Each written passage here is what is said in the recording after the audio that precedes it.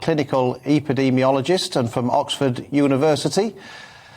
Carl, thank you so much for joining us. How concerned should we be about this rise in COVID cases?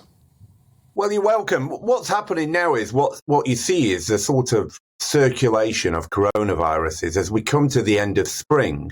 Actually, they do rise again. And if you go back 2 years ago when we went into restrictions, it's a very similar pattern to what was happening then.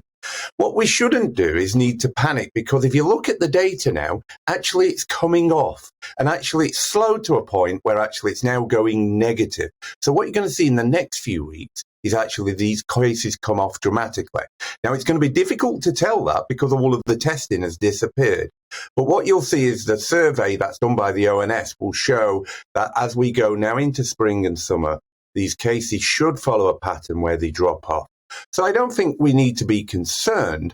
What I talk about now is just being risk aware, understanding your own risk as you go about the world. What's the risk to you? What can you do to minimize the damage of having a virus? What can you do to protect yourself? But still think about those that are the most vulnerable in society.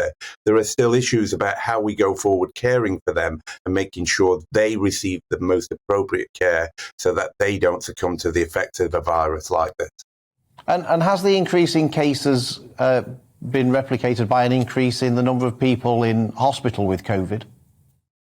Yeah, so what we've seen is, and I think we're learning this because we've never truly understood what's happened with viruses. So cases in hospital have gone to about 20,000.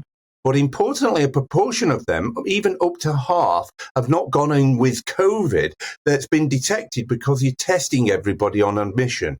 And you'll pick up those that are infectious, but those that are past infected.